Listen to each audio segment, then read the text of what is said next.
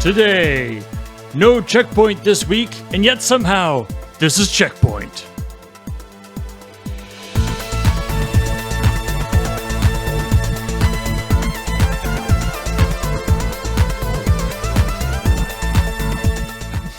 Weird CheckPoint now. Yeah. Yep. You talked Explicitive I word. hope all of you did all the supplemental reading. You had to go find it yourselves this week. It was a real research paper that we just sprung on you. Didn't even do the teaser trailer of actual CheckPoint, as it is known. I mean, it would be due for like a few more hours yet. Mm-hmm. I see folks in the chat being like, "Oh, I'd forgotten about ChillPoint today." That is understandable because it is not usually today. It is Thursday today, right? If you live in North America, it is Thursday today. It is probably Friday right now in Australia. Sure. It's always a different day in Australia. It could be Saturday for all I know. Yeah. So I think in Europe it's also still Thursday. So it doesn't turn Friday for us until tomorrow. And that's has when Europe the PPR is. has Europe had their daylight savings time yet? Maybe they're on Tuesday. So they're saving the entire day for daylight saving time. Oh, smart. Yeah. I know that it's not daylight savings time, but and they're like, it's just daylight saving time. Like, I know that you're not supposed to take the S at the end. And I'm like, I know I will write it that way. I will say daylight saving time when I write it. If I ever write it, I just write DST. But if I'm gonna say it, I have to say daylight savings time. It's like when when people say pin number, it's wrong in that kind of way. It's not the same kind of way, but it's wrong in that kind of way. Are we in PDT now, or are we in standard now? We're in PDT. Okay. Yeah. So that's all stuff that is happening. Actually, no. Daylight savings happened like a while ago. It did. For us, yes. We are not I think last week everybody was in line finally. Yeah. For the entire month of March, things are a little bit sketchy in terms of knowing what time it is, what hour things are at. Yeah, and then we mess you up further by putting this show a day early. Yeah. So anyway, no checkpoint this week due to preparations for the PBR tomorrow. But that doesn't mean that no video game news has happened. So well, I mean, not a lot of video game news has happened. I don't know. There's a number of things written down here. There are some things. There's some websites had to come with some stories. I mean, I feel like that probably wasn't strongly affected by the Loading Ready Run pre-release, but maybe they were. All these other gaming websites were being like, we just can't. I can't work today because I'm so excited about the pre-release coming out in a couple days. There's no news. Yeah. See, this works in two ways. Either we can't have CheckPoint that week, and therefore there's no news anyway, so it just worked out. Or there was all the news and conspiracy. They wanted to hide it from us, but we'll get to them eventually. Ooh. Absolutely. It's works out both ways. It's really good. I guess the biggest news this week. Let's go with the absolute top story that everybody's talking about. Did you know that Lady Dimitrescu has 44 centimeter feet? Sure does. Yeah. And everyone got to see the back of her body in a trailer. You could let Paul actually introduce the show. Oh, I know. Before we get into should foot do size. that too, but I was dying to just throw that shit out there. Go ahead, Paul. What are we doing today? Today, this is the show where we normally talk about all the stuff that we did on CheckPoint, which we are, but because CheckPoint isn't happening this week, there's still a bunch of stories, and I still mark stories to do for the week because I've been doing it for like 15 years. So it's getting to rhythm. Yeah. So we want to deliver you the news anyway. And as Beach says, the most important news is I feel I'm at the point where I feel kind of bad for the Resident Evil I think they're at the point where they feel like they have to release some new piece of information on Lady Dimitrescu with every piece of like actual Resident Evil Village content that they want to tell people about. They're like, oh, that's going to be like this cool multiplayer thing, or there's going to be this thing. That's going to be... People are like, yeah. What about the big vampire lady though? How does she figure into this? Like, Yeah. uh, she's just one of the people in the game. There's lots of different characters in the game. We don't care. We don't care Yeah. about all the other characters. You know what they say about very tall ladies with really large feet? It's really hard to buy shoes. Yeah. Yeah, she's got to have some sort of custom-made shoe thing. And I'm sure next week we'll find out about her hat size.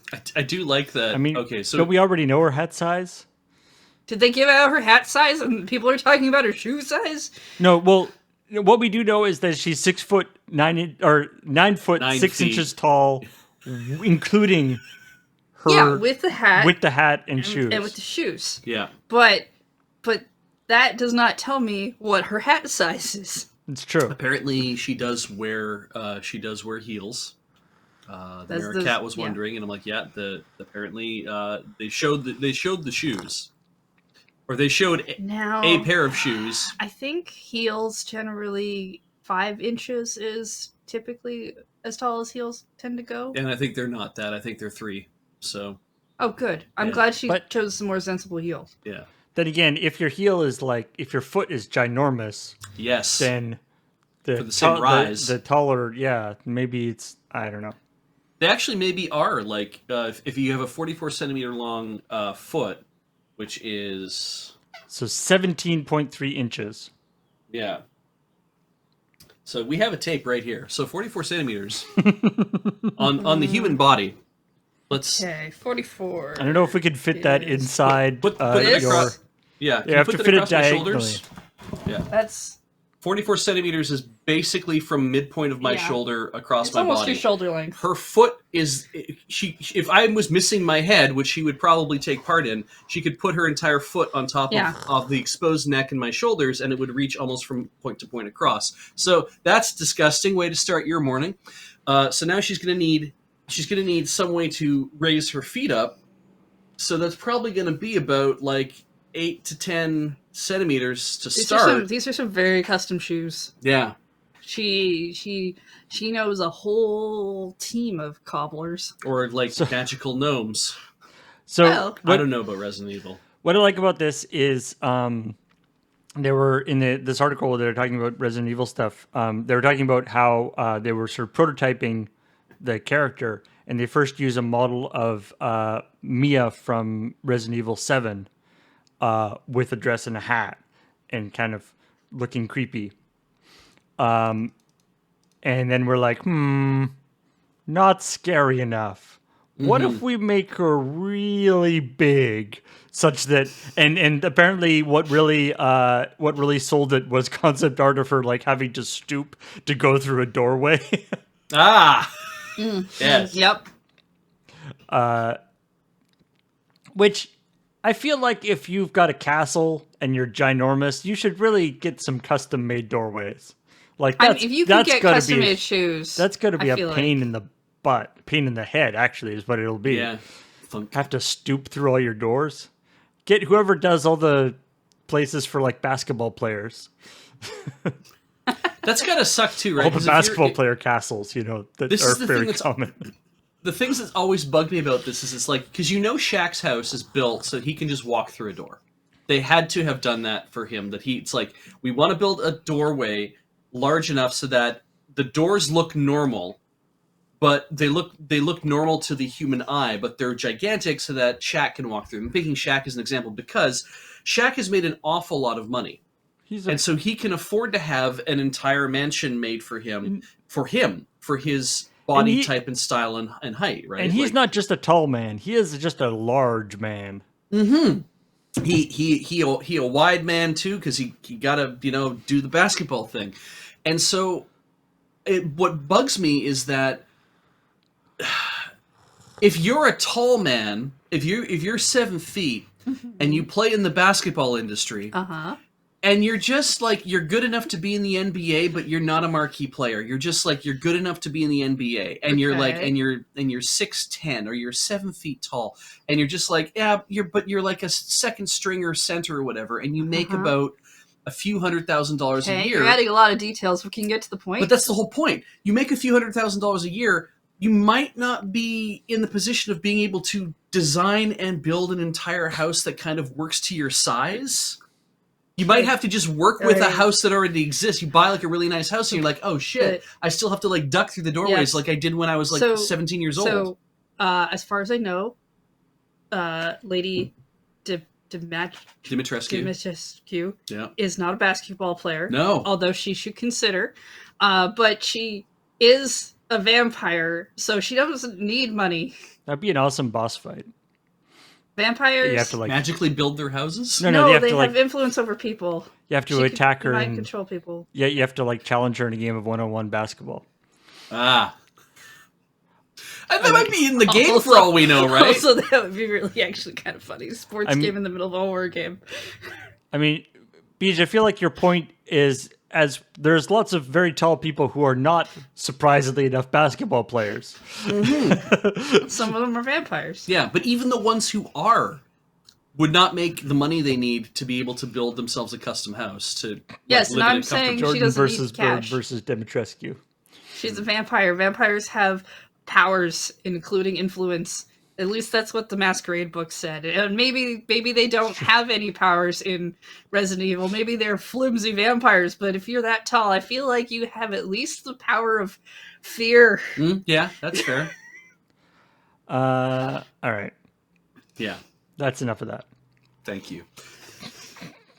Oh, actually, the one thing to say is that they released the length of her foot, but it seems like if this is what they're kind of going for, it makes me feel like, are they going to keep like what else do you release in terms of information? Like what's left? You don't give away her 3 sizes because that feels like it's a little too weirdly intimate, even though it's a video game character you created yourself. It just feels like they haven't released things like this takes this many yards of fabric to make her dress, but people won't really care about how many yards of fabric her dress is. They're going to care about things to do with her body because they want to know about her body, and it's like Being told she's not a vampire. Like so it's As far as I'm concerned, she might as well be one. like the trick of course is that because they've got like she's a 3D model, so they have all of the various measurements, right? So they can Yeah. like I think they'll just do with every update they'll just like add a little note, you know, this week's Dimitrescu fact. yeah. Unsubscribe Dimitrescu facts. You could do the thing where it's like the stockings that she wears would be this long to give you a sense of this is almost how long her legs Wait, are. she's not a vampire because she has a reflection? Ha, that mythos is not necessarily true in all vampire lore. Some vampires do have reflections. And Anyway. I'm pretty sure she is a I need confirmation. I want her vampire to be a in the vampire. context of Resident Evil anyway. I hope she's a vampire. I want her to Or be one. I feel like if she's not a vampire, she's close enough to a vampire that if you challenged her on it, she would eat your face. All right, what else we got going on here? Pac-Man 99. So we've lost Mario 35, but we've lost a Mario 35, but we've gained a Pac-Man 99. So overall, that's Yeah. you know, mathematically that's an upgrade at least. Yeah, I guess. game-wise, I wouldn't call it that. But That's like a whole 64 more things. But the 64 more people I have to beat. Yeah. yeah, which is it's battle royale Pac-Man thing where you're sort of it's similar to like Tetris 99 and also Mario 35 where it's like your main screen and then you can see like little versions of everybody else's screen. But I mean, Heather, you actually played some of it. Yes, this morning I got up and I played 3 whole rounds. Oh, good. It is very basically Pac-Man. You fight a bunch of other people.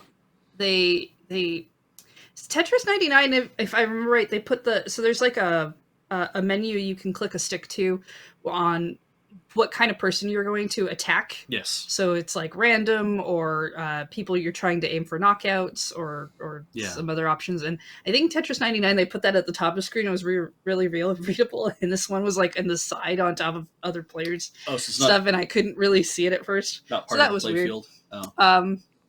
But yeah, you go around and you eat the power pellets, and every time you eat the ghosts, I'm pretty sure they send stuff to other people's screens. Not ghosts, from the looks of things, just shit on your screen to be distracting. And there's like this line of like drawn in white ghosts where if you eat it, uh, I think you have to have had the power pellet first for this to work. I'm not sure exactly because I only played like 3 rounds. But when you eat it, you get like a train of ghosts out of your one ghost, so you can eat a whole bunch of them at once to like really get compound the stuff to people's That's neat. thing. Well, it's last man standing, right? You don't have to have a high point score. And they send red Pac-Man ghosts. They send red Pac-Men that are ghosts technically that chase you and kill you. Oh, do they? Maybe I just haven't gotten that far. Yeah.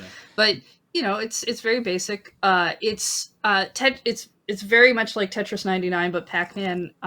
Except when Tetris 99 launched, it was just the online mode, and then later they brought in DLC for, well, we call it DLC, but it's the offline mode if you want to play normal Tetris. Yeah. Which I'm pretty sure you can download the app. You just can't play it without the online.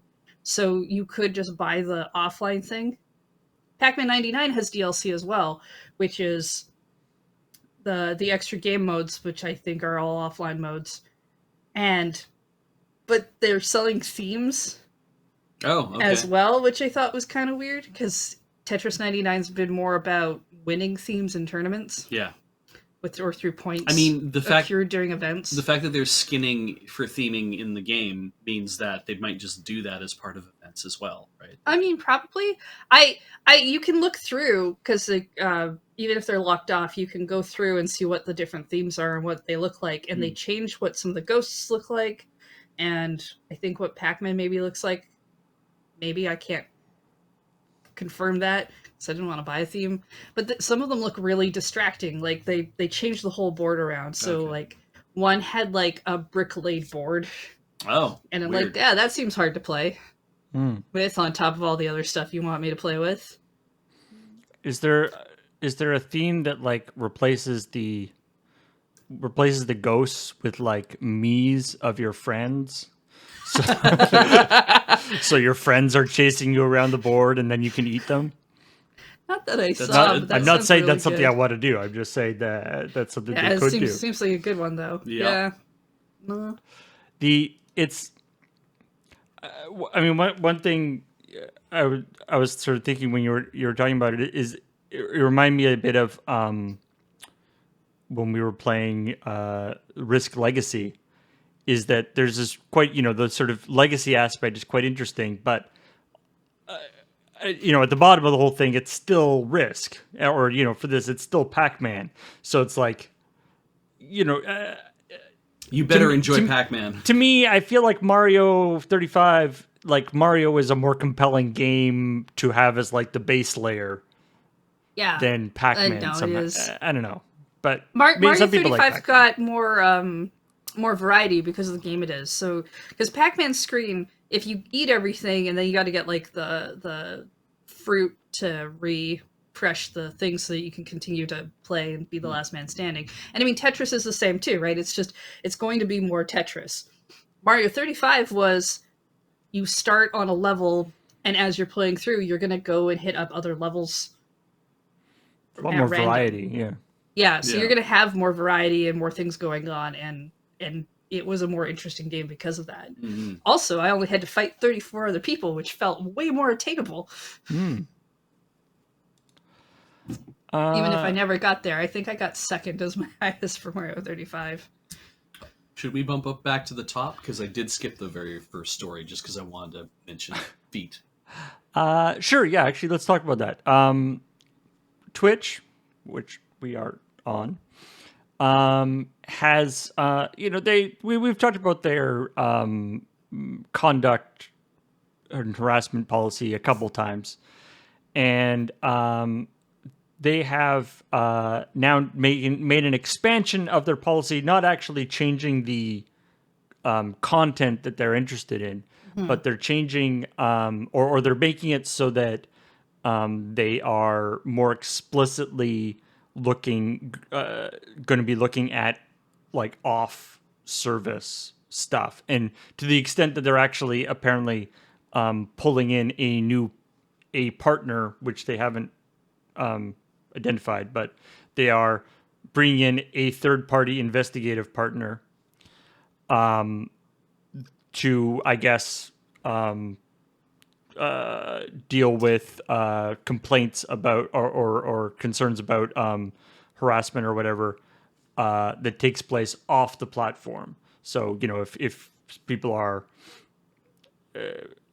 they say it takes two forms. The first one, which is what they've been doing anyway, but theoretically this is going to be more heavily into it, which is if there are if there are content creators that are messing with each other, or somebody is messing with somebody, harassing them, or doing all sorts of nasty stuff on Twitch, but then also on Twitter or Facebook or wherever else, that they will take that into account when they look at what their punishment will be on. I mean, obviously, their jurisdiction is solely on Twitch, so whether they're going to ban them or for how long they suspend their account and all that kind of stuff. Yeah, but a lot of people tie, like, it's not like you're just on Twitch and then you're a completely different thing on Twitter most of the time. It's you advertise that you're doing Twitch on Twitter, and a lot of people integrate their social medias to work with each other, and so it's for, if someone is harassing somebody else on Twitch, especially like very explicitly, chances are good they're probably doing it on Twitter if they can, and maybe in other places. So I think it makes sense to take some of that into account if it's public. Yeah, I mean, this seems to be very much targeted towards like streamers or creators harassing people. It doesn't seem, because it seems like if you're just like a person in somebody's chat, throwing all sorts of nasty stuff at the streamer, chances are that your other social media accounts aren't actually related to your Twitch name and stuff. So there isn't that relationship. But if you are actually, a public personality, I guess, you are somebody who is streaming on Twitch and sort of actively trying to promote that stuff, then it's sort of a different circumstance. Yeah, I've seen Twitch channels that have done things where they watch other people's streams specifically to they're not going to say that they're harassing them. That's not what they're doing, but like to make fun of them and to do things which I believe you're not even supposed to do on Twitch in the first place. I mean, rebroadcasting somebody else's stream is a no-no. No. But streaming them with you reacting to them as they are live, right? To do things like that, and if you're doing something like that, you're probably also doing it on your Twitter account. Yeah. So it's they've contracted an investigations law firm is how they've put it. Yeah. So it's people who are I'm assuming it's not like we got some local PIs in the LA area, and it's very it's very LA Noir or LA Confidential or whatever you want to call it. They literally it's a law firm, but it's a law firm that does their own ace attorney investigations, and they split it in two categories, which I think is really interesting. Is that it's like, if the harassment takes place on Twitch, that's a category that we're interested in. Even if it continues into off-platform areas, which is when then you point this third party at it and say, we need to look into backing this up to see this is like what's going on Twitter and everywhere else.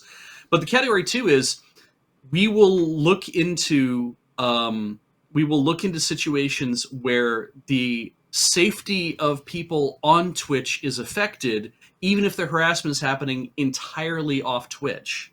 So if you are a streamer that is getting harassed on Twitch, or if you are being harassed by people who are on Twitch, but it's not happening on the Twitch platform, it's happening everywhere else, so let's say that you don't go to Twitch at all and you don't do whatever, and some jackass streamer looking to make drama with somebody they're fighting with on Twitter is bringing this up on Twitch to say, hey, go to Twitter and harass this jackass. Yeah. Twitch can literally be like, we've looked into it. They did use their Twitch channel to promote this, or they are a prominent streamer on Twitch and they were promoting this on their own Twitter, and we have decided that we don't want this person on Twitch anymore. I think that's fascinating to be like, we're gonna take a holistic look and say we don't think you belong here because we've seen what you do elsewhere. But the point is that even if you don't do anything on Twitch, so if you're just being an asshole on Twitter, yeah, that could get your Twitch count. If you're being an asshole towards a Twitch person and you also happen to have a Twitch account, even if you don't like stream that often, I guess theoretically that could fit. Like, part of the thing Twitch wants to be involved. Part of the thing with this is that there is obviously a lot of scope for discretion, which is tricky because it's like you can't. I mean, in these sort of circumstances, you do have to have some area of discretion. You can't. If you sort of lay out, the more explicit you make the rules, the more people will go right up to the line and kind of work their way around things and that kind of stuff. But on the other hand, the rules layers. Twitch has not a good history of actually, doing consistent in their enforcement of their existing guidelines. Yeah, like everything sounds real good on paper. Like it sounds I mean, it doesn't sound bad to be like, oh, we're gonna check people's social media accounts that they have tied to their Twitch account, probably. Do whatever, and like, yeah, that sounds great. But you've definitely temporarily banned several really large streamers a few times for doing things like filming inside bathrooms and stuff, and they all came back. So, Twitch. Yeah, I mean it's hard to ignore that if you are a very prominent streamer on Twitch, then you might have some sort of preferential treatment. Be a little too big to fail. So I don't know. We'll see how it goes. Or by the same token, if you are a sort of mid-level streamer, but for whatever reason get into a situation with a much more prominent streamer, then could be disproportionately punished for that. If it is, even if it is more like a equal thing. I have a thought, and I want to develop this. Are you asking for permission? Because that's unlike you. I'm more saying that it's like play with me here a little bit. Oh, okay. Sure. While we do this, so let's say that an off Twitch investigation starts, and so Twitch then says, we need you to look into this thing, so we're going to hand this part of the investigation over to you, and the law firm goes ahead and starts investigating it, and turns up some information and says, yes, this is something that according to your policies that you should be able to ban this person over, and maybe also this other person, or maybe there's a third party, right? But basically saying that it's like, you could ban this person over, and then Twitch is like, well, that person that you said that we should ban is really somebody that would not be a great idea for us to ban. It would not be a good idea because we would lose like probably 1 million people overnight or whatever. Like, people might walk away, or Twitch for whatever reason decides that they're like, thank you for doing the investigation, because that's how this happens. So, thank you for doing the investigation. We will work on, like, we'll go forward and we'll take it under advisement. Yeah. Yeah, we'll take it under advisement. So let me keep playing. I'll let you finish. If people complain about that they're like, hey, wait a second, this was going on and you guys never did anything about it, but you said that you would. What if the law firm turns around and says, look, we saw some clear cases of harassment here. We see what's going on, and now we can speak to that. And is this, like, how much of this is an attorney-client thing? What if the law firm is like, we actually have a problem with this. We think there's even a case to litigate, not just beyond investigate, but actually we could do a litigation here. And the law firm decides to move forward because now you've invited a third party into the whole thing. The third party has to decide, where does the privilege end, and is it actually, do we feel morally justified or ethically justified in trying to push this forward, despite the fact that Twitch is not interested in pushing it forward? My assumption would be that that an investigative partner who is like looking into claims and doing whatever. Their sole purpose is to find information, not necessarily to come back and be, we've decided that yes, you could ban this person, so much as we did the investigation, here's your report that states the things that we've found, and you who are ever in the company will be the one who probably looks through that and says, all right, yes, we're banning that person or not, so much more than the law firm. Yeah. Now, I guess if they wanted to, they probably could do a thing, but I don't know how court rules work other than you generally need a client to make that absolutely happen. Like, I would say that what you're describing there is essentially the difference between, that's why you would have a investigative law firm do this instead of just an investigator. The law firm aspect is like, that's basically the whole point of having a lawyer involved in this whole operation, is that they have very strict guidelines in terms of what is and is not allowed in terms of and how they interact with the public versus how they interact with their clients and all that kind of stuff. So and I can't imagine that would ever be an issue. Because if you take it even a step further, it's like if you knew that, like, he's like, hey, this guy's harassing me, and Twitch is like, yeah, we'll go ahead and look into that, and the law firm is the one who does the investigation, and there was an actual investigation done, and they decide to do nothing about it for whatever reason, but you knew that you made this complaint, and then you hire your own lawyer. Well, then they have to do their own investigation. I guess you can't really just lean into Twitch and say, I want the results of your investigation. That would be, I don't know the laws in which how that would work. Yeah, but it's possible that their lawyer could ask for that investigation result. But that's far beyond any of our capabilities of understanding. Like, the domain that Twitch is working in is, should they be banned from the service or not? Right? Yeah. Which is in no way getting even close to actual legal ramifications. Yeah, they just want to know, can we like, get it's this basically, have they gone? violated our terms of service? Like, there's no and so there's no way that this would ever be related to an actual, like, court thing, unless it was supplementary evidence for some horrible crime that happened and they want, like, history of abuse or something. But yeah. Anyway. And as to the other thing, there's they might not ban anyone with that information. They might do a temporary ban. That's all going to be on Twitch, and publicly everybody will shame them for doing it the way they think is wrong. Because I've been on Twitter, and I've definitely seen when people have done some really shitty things on Twitch, and people post them and are like, hey, Twitch, guess who we think you should do something about?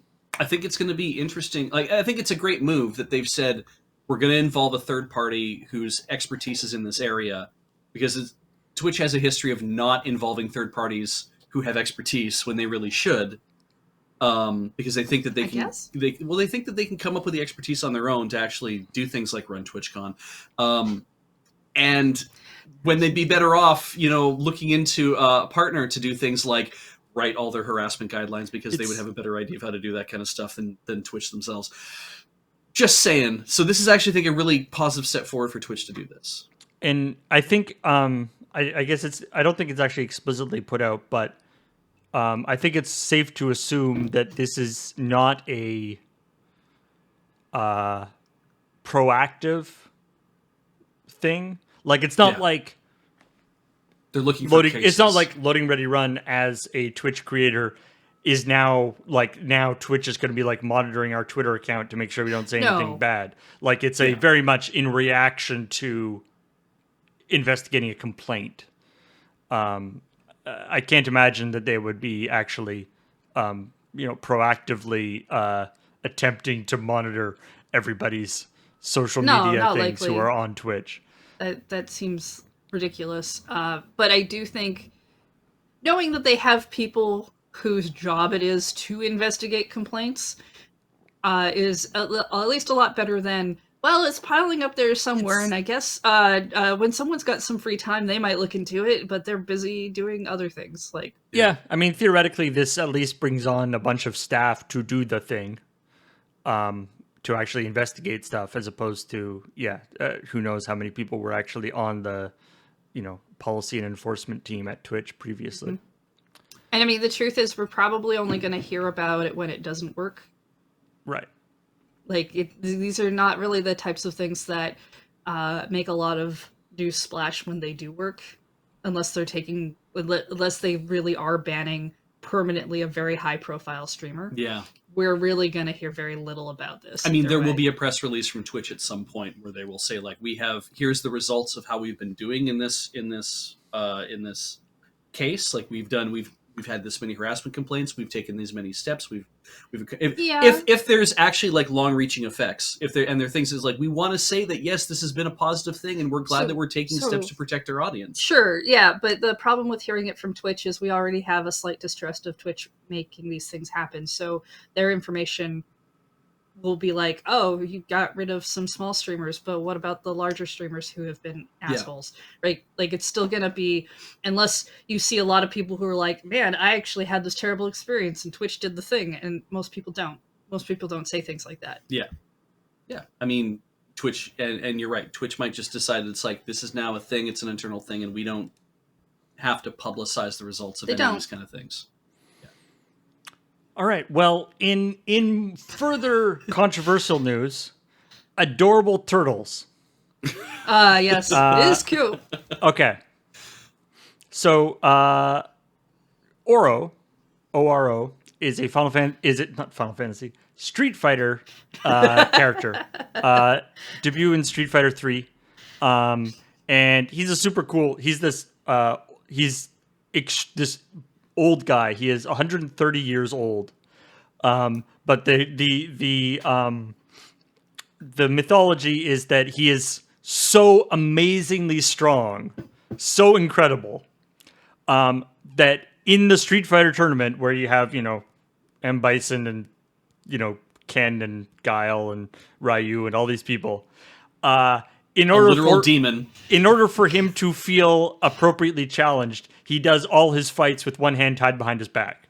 And so his character in all his moves in the game, he has one hand tied behind his back throughout the entire fight. That's just how his setup is, which is awesome. He was so Street Fighter V obviously has come out a while ago, and they keep releasing new fighters for it. Oro wasn't previously available in Street Fighter V, but they're doing a he is going to be coming. Rose is going to be coming out April 19th, but afterwards, Oro is going to be the next fighter coming out. Now he's not going to have his arm tied behind his back this time, so it's like, whoa, he's going to be super dangerous. No. Because his instead of having his arm tied behind his back, his arm will be occupied by holding his pet turtle. Yeah. His character will be holding his small pet turtle at all times and occupying that one hand and then punching with his other hand. That's great. Quality. Yeah, I watched some of the footage of him just like only the one arm going because he's got the turtle like tucked under here, and it's very you've seen like fighting anime where someone like can go full power, but then suddenly they have to protect a thing, and so they're carrying this one thing, and everyone's like, haha, we got you now, but they're still just effing scary. Yeah, exactly. Yeah. It's got pet turtle, it's very good. Or I'm imagining, I feel like it sounds like a Jackie Chan fight or something, like where he's, for some reason, he has a little turtle and he's like, oh, and he's like, fighting and like throwing up and do a fight and then drop it, do stuff and try to. He's getting hit, but when he gets hit, he manages to also grab the turtle and stuff. And yeah.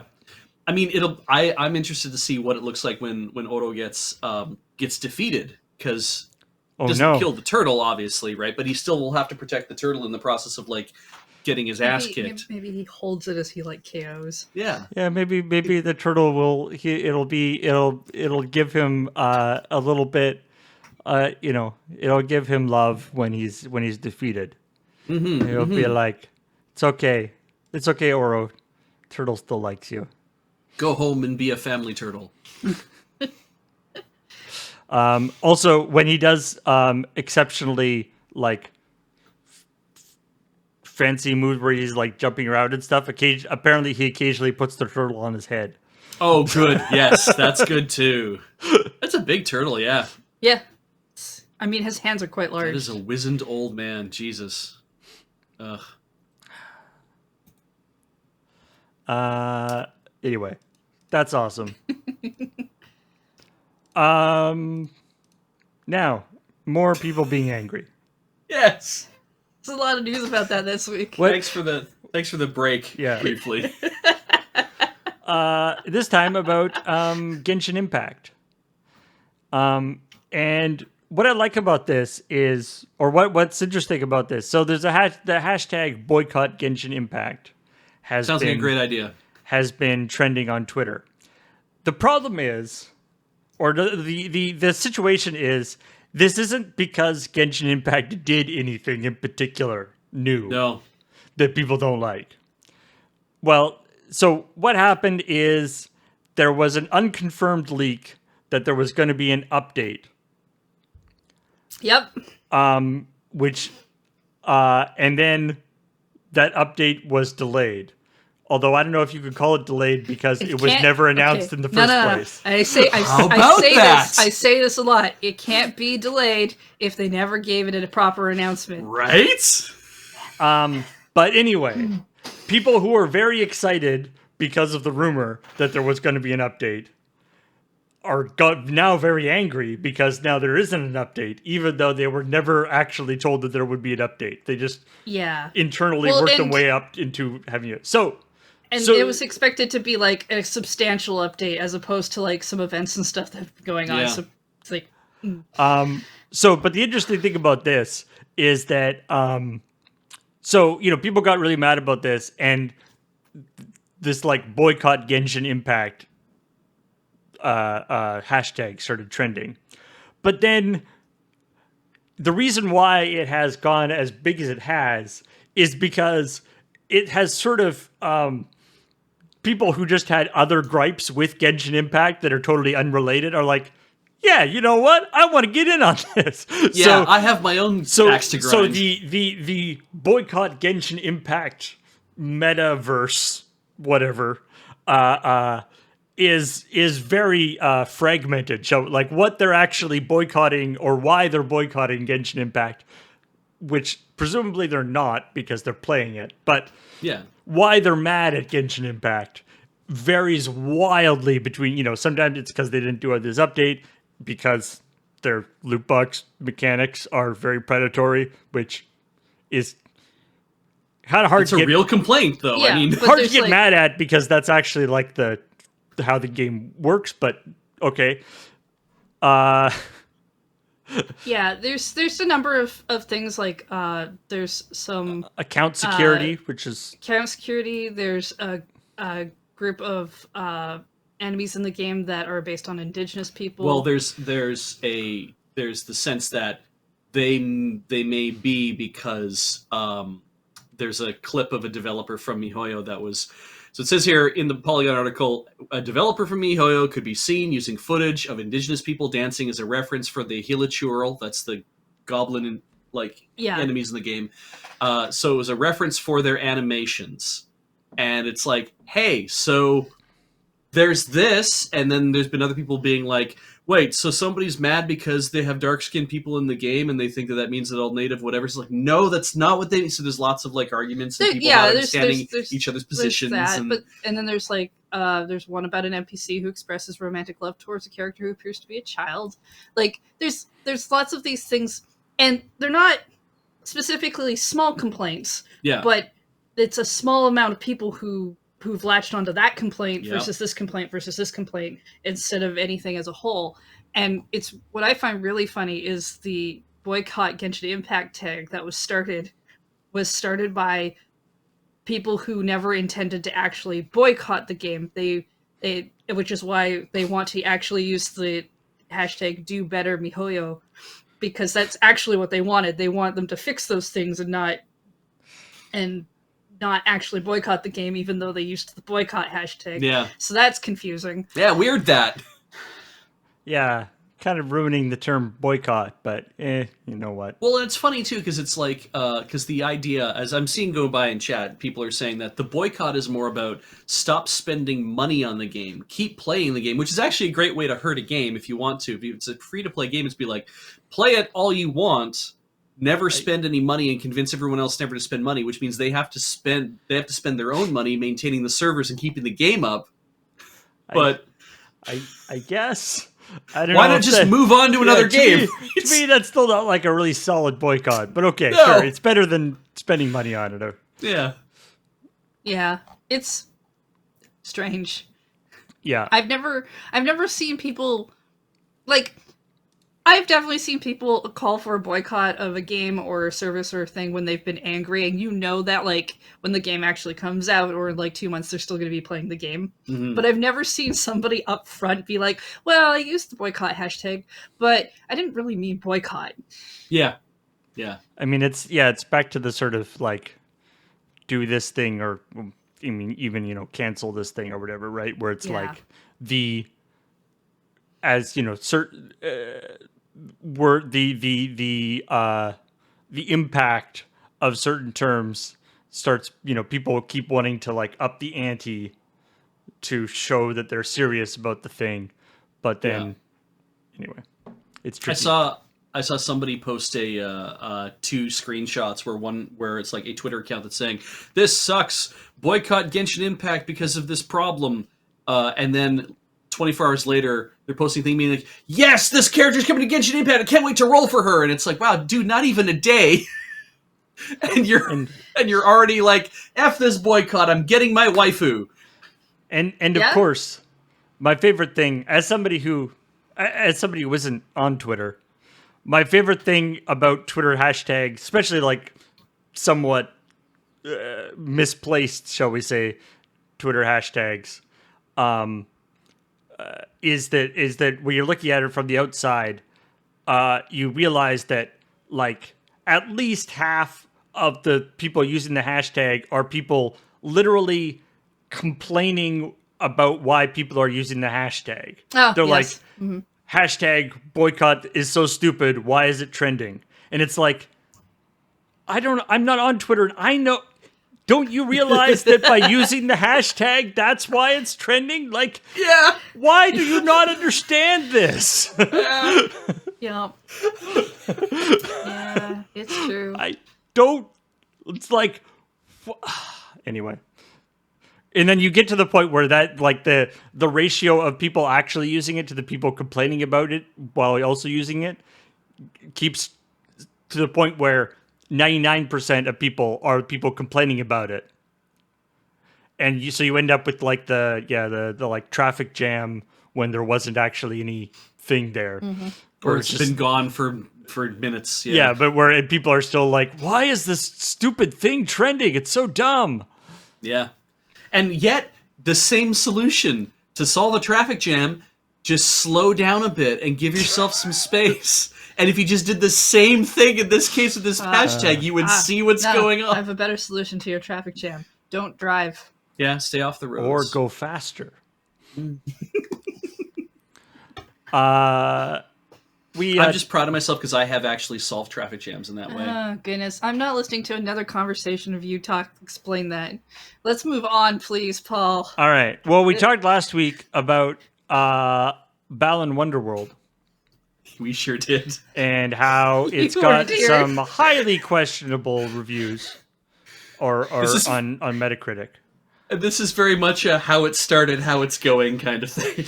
I mean, we all expected. And it turns out a whole bunch of extremely questionable reviews on Metacritic do not a successful game make.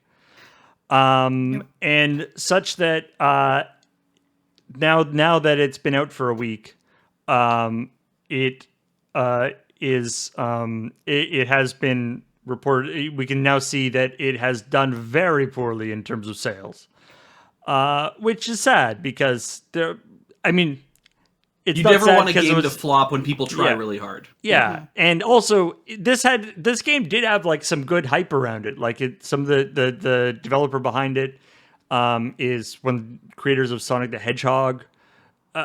there's some good stuff. And as we talked about last week, it's got like there's some interesting ideas that could possibly have made something interesting, but completely failed. Yeah. There are reports that it sold fewer than 2,100 copies. Yeah, Either that's in the Japanese market or worldwide. I'm not sure. It didn't make any of the top 30? selling lists Yeah. for when it came out, which is generally when a brand new game comes out that's very hyped, it's in that list. They'll for crack at it least for that 1 week. week at least. Didn't, Yeah. Yeah, it at didn't least a hit week. the top 30 in the Nintendo e-charts or the top 40 in the UK charts. Yeah. Yeah. And this kind of proves that pedigree doesn't really go towards making a good game or not. Yeah. See the latest Shenmue. Well, I wanna point out the saddest line in this article. It's a huge shame, especially since Yuji Naka has previously explained that this could be his one and only chance at making a successful 3D platformer at Square Enix. Yeah. And that reminded me of something actually too. Do you know Ute Saito? Maybe I'm really bad at names. Do you know Not the game personally. Sim Tower? Yes. Yeah, so Ute Saito is the person who made Sim Tower and then all the follow-on tower games. Everyone, please have a drink while I talk about this. He also made Seaman. Yeah, okay. And- I only really know about that game because Ian is weird, but Yeah, and so the games that like he and Vivarium, his company, I believe, when they were making these games, it's like he saw a lot of success in a very specific time period. But as time has moved on, he hasn't like made anything new that really stands out. And it was kind of just let's re-implement the tower a few more times. Let's keep making that game over and over. sure. And nothing has really gone anywhere with like after that, right? But this guy has made some really great games, but just hasn't really done that lately. And this is the same. I got the same feeling from that with Yuji Naka being like, this guy made some really popular games. He was part of the really big thing, and he's tried now to make a new game, and it just didn't go anywhere. And I'm like, is that kind of it for someone's career? Like, can you actually have a massive flop, a high profile flop, and be like, we're not bringing this guy back on to do anything? You know? Can.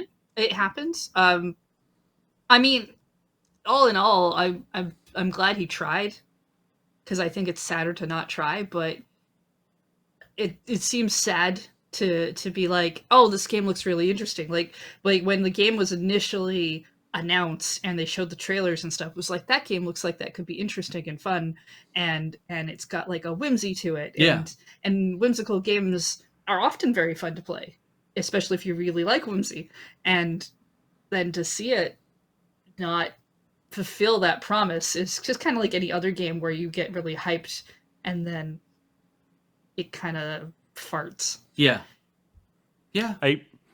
I'm now you saying that made me realize why there's the like subsequent non-Sim Tower release of Ute Tower. Yes. I was like, it's always seemed like a weird name to me, and I did not Yep. realize that was the developer of Sim Tower. Sim Tower is great. And he'd gone on to like, so we have the Tower GBA game, I think, and I also got you the Tower DS, which are Japanese only releases. Yep. And then I think I bought you Ute Tower, or no, the Tower for your iPad, I think, or Yes, I think it was the iPad one. and so it's kind of like he'd been re-implementing this game over and over and over again, and the Tower is based on Ute Tower. So it's like that game got made and then it got ported over the years in like very piecemeal status. It didn't just all come out at the same time. The GBA one's cool because you eventually like build a tower in the shape of Mario. Yeah, it's kind of neat. And people are bringing up other things too, like Peter Molyneux with Godus, which I played. Godus, I played that and was like, this is kind of a neat game, but got to a point where I'm like, there are some serious goddamn bugs here, and I can't go any further. Well, it's interesting because you do find out that like, which is not unexpected, but that the idea that like a lot of these games that are, they are sort of, seen as these like really important, wonderful games that were made were as much a product of the environment that they're created in as opposed to just the sort of singular vision of one person. Yes. Yeah, you can, because if you hang the success or failure of a game on one person's back, I mean that's a lot of pressure. Except for And it Miyamoto, is- apparently. Yeah, right. Like he can just crank out hit after hit, apparently. But it is weird, right? Because it's like you look at a game, you're like, oh well, a game by Hideo Kojima. It's like, and the maybe 1,000 other people behind him who also made sure this game was a success. And you can't just be like, this one person made or ruined this game. Bill Gates didn't make Windows 95. He was just the guy at the top of the company that made the thing happen. And so you have to have like that perspective of Balan Wonderworld flopped not because Yuji Naka made a bad game. It's because everybody made a bad game and Yuji Naka just happened to be there. Sure, yeah, but Right? his is the name that's getting pushed for that game, along with Square, which is really just the publisher of that game. Yeah. as Yeah, far as I I mean, understand. They are. Square not known for their 3D platformers. No. And it's like the Nintendo Life article that we were sampling a lot of this from, the people writing it were like, we were waiting for that day one patch where they're like, oh yeah, don't worry, the patch is going to fix a lot of these problems. They have big goddamn problems over the demo, and their review is like, we played the full game and nothing got fixed in a way that's appreciable that makes the game actually better. Like, okay, like day one patches obviously are very important in terms of getting rid of bugs and things. But I don't know. Has there been any game that has gone from like not good to good? Like not buy to buy because of a day one patch? Paul, Yeah. as you know, with Cyberpunk 2077, they gave out review copies, and then they said, "Don't worry, we'll fix it in time for the launch." And we all know how well that went. Yeah. I'm having No Man's Sky got mentioned, but that wasn't really a day one patch. It was a later patch. Yeah, right? No Man's Sky had been patched for 3 years. Like that's they've enhanced it and done all sorts of cool stuff to it.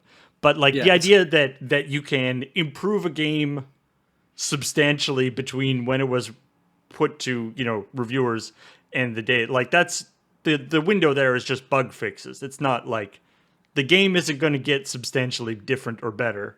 Yeah. No, it already went through certification for that kind of thing. Like, it seems like you're cheating if you're basically changing your game 100%. And that's interesting because I think it speaks to the fact that reviewers can't editorialize too much in that way, right? But I think you can draw a line between, hey, the demo was bad, the review copy was bad, but we know that they've got 3 weeks before the actual game, hits stores. So they say that their next patch that's coming is going to fix all this kind of stuff that we've had complaints about. So all we can do is sit and cross our fingers. We can't just prognosticate and say that has never happened in the history of video games. And it's like, I guess if it's a great game, but the only thing holding it back is like the frame rate or something, then maybe there's something you could, or like it crashes a bunch or something. The review that I watched, because they compared the demo to the release copy, Golden Master. Not the release copy, the review copy, because the review copy and the release copy can be different. Sure. Right? But the review copy was sped up, so you could move faster than what you did in the demo, is something they had said. And I was like, oh, well, I mean, that would help. But consequently, doing that made all the frame rate issues More that obvious? were problems worse. Right. Because they were already bad, and then sped up, they were worse. Yeah. I mean, that was on the Switch, so the hope is that the PS4 version or a different version would be better, especially when it comes to like frame rate stuff, because those systems have more power or whatever to them. And yet, I don't believe that's the case. I feel weird that, like, when I hear about a game not doing well, I'm like, oh, it's too bad. And then I go make a sandwich. Like, I largely don't care. Like, it's being a Nintendo gamer for years upon years. It's kind of like I have a big library of very good games to choose from already. If a single game in the thousands of games that get made every year just happens to not be good, I'm like, that's too bad. What is your favorite Nintendo franchise? At this point, probably Zelda. Zelda. Okay, let's say Breath of the Wild 2 came out. Yes. And it was a massive flop. Sure. Would you maybe at least hesitate a little longer before going and making that sandwich and be a little bit sad? Well, at that point, it depends, right? Like, at that point, I probably would, because I feel like a lot of the games that are that people are excited for that come out and turn out not to be great, that other people are sad about, you are just not sad about because you don't care, and it's fine. Well, I think that's part of the thing, but the thing is, I still feel sad. Like I'm like in this case too, where it's like this game was bad. They said no, we can really make it better, and then it comes out and it's like.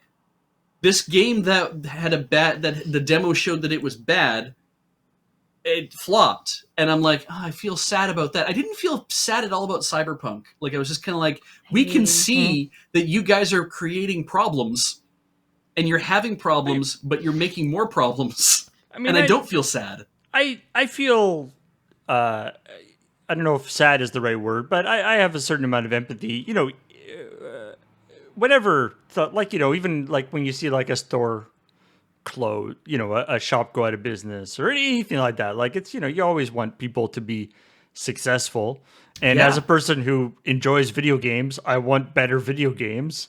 So when a video game isn't good, it's not, I don't take joy out of that unless it's bad in a very funny way, which has been the case in some cases with, say, Cyberpunk. I feel a little less sad for Cyberpunk in the terms of, like, is that game a flop? Because it's like, no, that game had a lot of bugs, and in a couple of years will probably be ready very to go good again. Or something. Yeah. But that game sold incredibly well when it came out. Balan Wonderworld is more the opposite.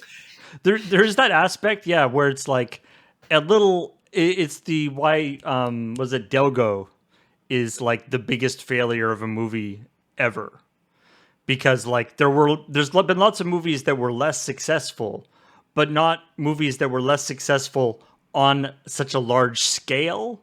Yeah. Like you have to be a certain level of success before the fact that you are unsuccessful is notable. and I think what makes this notable too is it's like if you're saying that they just sold a little over 2,000 copies of a game with a pedigree and was published, like, you know, there's a backing there, right, by Square Enix, and it was meant to be a big splashy thing, and it just was like nobody wants this because it's because we've seen we've seen that it's not good, or reviews have revealed that it's not good, so nobody wants this. And there even was a demo that came out that was just kind of like, this demo sucks. Oh, I was actually really surprised they put that demo out, right? And didn't. And that, I think that's the part that made me sad, is I'm like, oh, like, no one's going to make their money back from this. The team, like, I mean, the video game companies are supposed to be insulated against this kind of thing by, you know, you're hoping that you sell hundreds of thousands of copies of a game, but if you have multiple studios working on things and that money can get spread around to keep like studios alive, but it's like these people who worked here might just end up losing their jobs. That studio just might fold entirely. You know what else Square Enix published? What's that? The Quiet Man. I remember The Quiet Man, Yeah, but I don't remember why. It's that horror game where you can't hear anyone or something. It was really awful. Okay. And then they added in a patch later so that if you've played through the game once, you could understand everything? people and hear everything. And it was touted as this like really interesting People game, like, and hey, it got panned real hard. buddy, how's it going? This is very illuminating. I'm pretty sure the Nope Boys played it. I'm a big monster. I'm about to attack you. That game, I think, got mentioned at like an E3 or something, which is why it was like, and it was like it had the backing of Square on it, which is why people were like, oh, it's interesting, like whatever title, and like maybe just because you get published by Square doesn't make you have the Square Enix JRPG pedigree. Yeah, and I feel like, because we're supposed to learn from our failures. Oh, is that Watch and Play? Well, I mean, that's more makes sense. suitable, honestly. We're supposed to learn from our failures. I mean, that's kind of what you get taught, right? It's just like, is that in every failure there must be at least some form of a learning experience, either for the people who are involved in the failure or as to serve as an example to others. And I'm like, I don't know if this is a example to others thing, but it's probably going to be more of learning experiences for the people involved in seeing this thing fail. And to the rest of us, we just kind of stand at the roadside and gawp at this train wreck. Like, it's just kind of like, wow, look at this thing that happened, and it was bad, and we all agreed it was bad, and so nobody bought it, and bad things may happen to people as a result of it. And that's, I think, where my empathy kicks in, is I'm kind of like, Cyberpunk 2077 might have come out and had a whole bunch of bugs and stuff in it, but for some people it was playable, but some people it was really not playable, but it's sold probably a few 100,000 copies, right? Millions of copies. And so I can't be like... It was one of the biggest selling games day one. I can't be sad that the game flopped. I can be like, wow, nobody liked this, but what a goddamn train wreck the resulting process is. This is just, what a train wreck, the fact that this has happened. It's actually, if you read Gama Sutra, it's a video game news, more sort of industry news site, but one of their recurring things that they have quite often are postmortems by developers. They'll talk about what went right and what went wrong about games. And they're often really interesting, especially the ones, especially the ones that are like, what went wrong. And they'll often be talking, sometimes it'll be like little indie games, and they'll talk about like, it just, never got the never got the traction that it wanted to, or, didn't do enough testing on it, and didn't, sort of one of those things where you get kind of caught up in the game and didn't realize it was like not actually fun by the time you're done and stuff. But all right, let's talk about E3. Yes. Because E3 is coming back for 2021 because it was gone. The E3 obviously didn't happen in 2020. Well, not obviously, but it didn't happen in 2020 because they didn't have time to pivot from their thing. For March to June is a rough pivot for a large event. But they're back for 2021, which is interesting. I remember like we talked about stuff at the time being like, are they coming back? Maybe they just won't come back because everyone seems to have done okay without them. But anyway, they've come back. It's going to be a free, all virtual thing. What's surprising to me is that apparently Nintendo, Xbox, Capcom, Konami, Ubisoft, Take-Two, Warner Brothers, Koch Media, the ESA, they're all in on it. They're all in, which is interesting because I'm pretty sure Nintendo wasn't in E3 physical anyway, were they? Didn't they do their thing like around E3 but not actually at it? No, so Nintendo's thing for the last several years has been that they put up a digital direct thing, so they don't do the stage show, but then they spend 3 days on the show floor doing the Treehouse Live thing. Right. So they are there physically at the event. They're just not doing the big I'm on a stage walking around thing anymore, which is much better for it, to be honest. Yeah, I think that when you can have an edited together, snappy video package to be like, here's the directs, I think were a godsend, and I've convinced a lot of other video game companies that this is the kind of way that you should be showing your stuff off. Very polished, pre-recorded, get it done, and then you don't have to have the worries of something going wrong on stage at an Apple keynote where the goddamn race cars don't work properly or whatever, right? Like, it's just you get it the way that you want it, and you put your best foot forward, and then you can do your live demos. So that's great. So they haven't revealed a ton about what this event is going to look like. I mean, we can kind of guess, but it's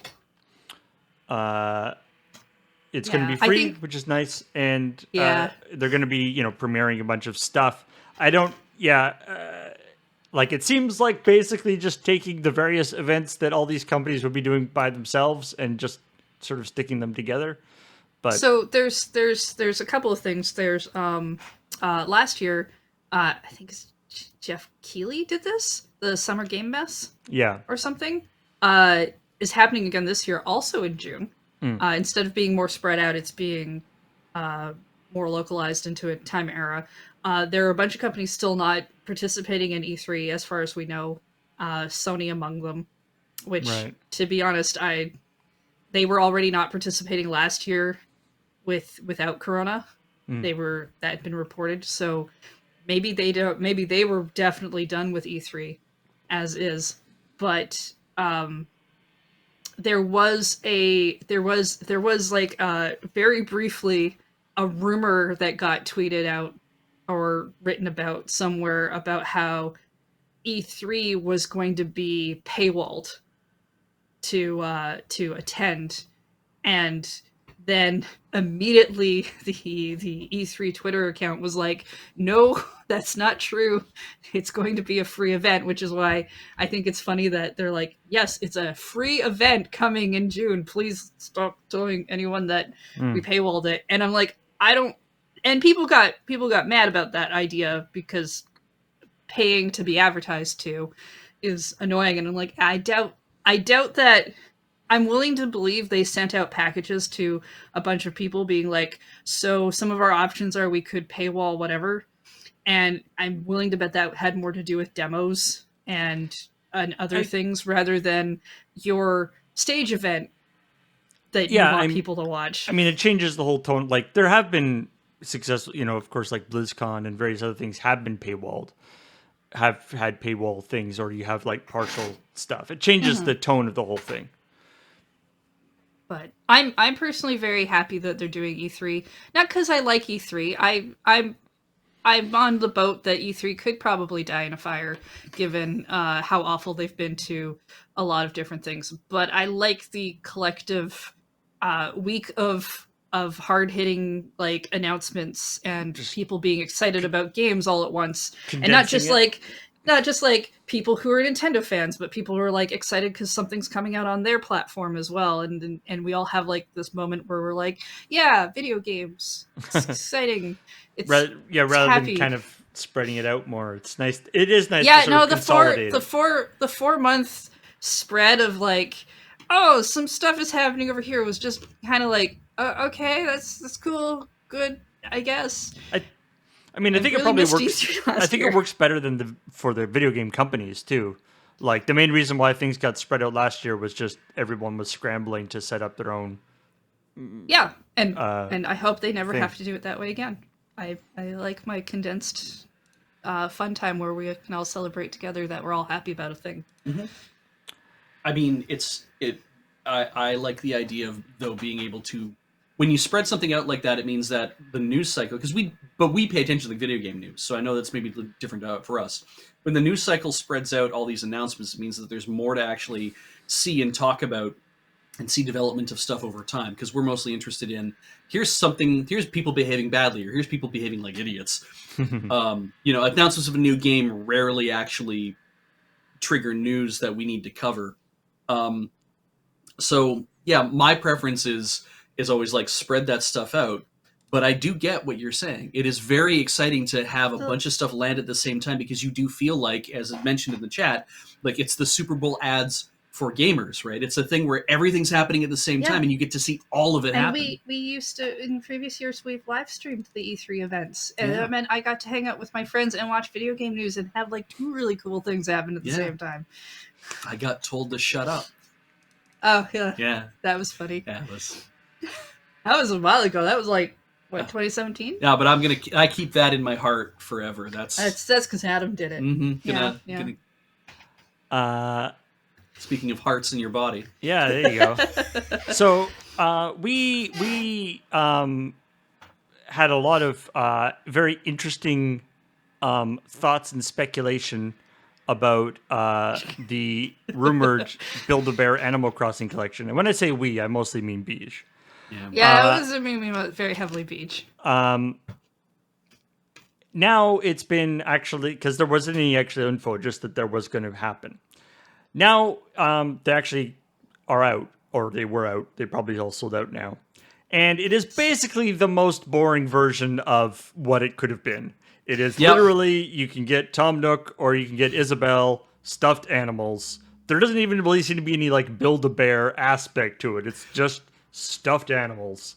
The one Build-A-Bear, the one Build-A-Bear aspect, other than the fact that they have the Bab thing on their paw, is that they do have a voice chip inside, or rather, I should say, a music chip, because the ones you can get them that the chip inside can play back the Animal Crossing New Horizons theme, I believe is what it is. But I think you can also get voice chips that just play back the gibberish. They give them voices, that kind of stuff that goes on in Animal Crossing. And then I think there's some sound effect stuff that you could put in there as well, or in exchange for. I think you get choices of what you get to pick. I mean, It's they're either putting spoken them, phrases or the Animal Crossing theme song. Okay, perfect. they're putting them in the retail stores in the summer. Yeah, they're pre-stuffed. This was just kind of the Yeah. Like, the launch, I guess. Yeah. yeah. So, highly disappointing. Just because you like come up with all the interesting like Build-A-Bear stuff, and it's like, no, it's just stuffed animals of these two characters. They're pre-stuffed. Yeah. It's not, you don't even get to stuff them to your own desired proportions. And some people were very unhappy with the way they did this marketing as well, because like their marketing was, and it's great as marketing. It's, we have for you something that will be coming from a very popular franchise that we know you're all very excited about. Please join our mailing list to find out more. At 7:30 a.m. Pacific time, we will tell you what it is, and if you get into the queue before 8 a.m. Pacific time, you probably will be able to buy one. Yeah, they had this like virtual and then you can waiting, find out what they are. They had And this it's like just virtual waiting room where you could like and then, sign up to be eligible to buy the thing. Oh, it's a randomized queue as well. So if you're in it, it's like a lottery. Yeah, it's so then Tom Nook and Isabelle are the thing, and I believe their Twitter account has stated that there is a third character coming, or another character coming, for the summer. That these two are just the start of the collection. So there could be more. Eventually, Beach could be right about all of the characters that he has picked, just wrong about the fact that 6 would launch at the same time. I mean, as Contingent Cat points out, Stitches, who is literally a stuffed teddy bear, goodness, Stitches would be perfect. has a great has the whole like stitched eye and button eye and like all the kind of stuff. Stitches is so cute. Yeah, it kind of like that is really the ideal pick for Build-A-Bear, because it's very much keeping with the ethos. But who knows if that's what it's going to be? Oh, please do Stitches. I want Stitches. I actually do Celeste first, but then I will definitely take Stitches. And should that acquire? In other unavailable Animal Crossing news, there are a new set of little like flock figurines that people are very excited about. Of a bunch of the Animal Crossing people, Tom Nook and Isabelle, of course, Flick, Furry, Dolly, Dom, and Marshall. Lolly. Sorry, Lolly. And they are available in 7-Elevens in Japan, which is an interesting way of distributing them. For like $5. They're like super cheap, and you get like a piece of candy with it. So obviously they're all gone already, but that's there's all sorts of price points for having Animal Crossing memorabilia that you can't actually get. I really commend the person who wrote this Nintendo Life article about them, because they went out and acquired Tom Nook and Isabelle and were able to take pictures because of that. Yeah. And like really nice photos of to really show what these are. And like that's that's amazing. Like you probably did want these in the first place, but the fact that you were able to go and acquire a couple, I like this. Is fantastic. The flex in the story here. It says, blissfully unaware of the trials and tribulations of less fortunate fans, this writer strolled half a kilometer down the road to the neighborhood 7-Eleven on launch day and was apparently the first customer to purchase any of the 8 boxes available. Picked up Isabelle and Nook, and they're sitting out on our dock, in front of our dock, as adorably as they do behind the counter at residential services. These are 500 yen each. That's they're $5. They're not expensive, but like there's a point in the article where I think they mention an unboxing stream or YouTube video or something where that person had visited like 35 7-Elevens and managed to get 3 different versions of the figurines. Mm. Like, it's Neat. they come with one piece of candy. And they're not blind boxed either. Nope. No, No. they are not. You can see what you're buying.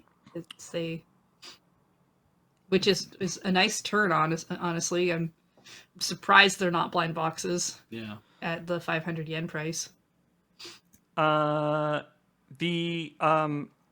Esports Integrity Commission is working with the FBI to look into Counter-Strike cheating, which, you know, on its face is like, why would they care? But of course, this is part of a larger sports betting thing because, you know, sports betting is, you know, connected to organized crime and all sorts of stuff like that.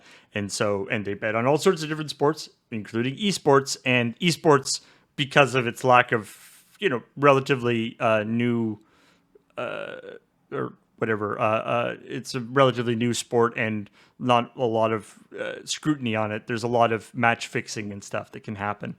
Yeah.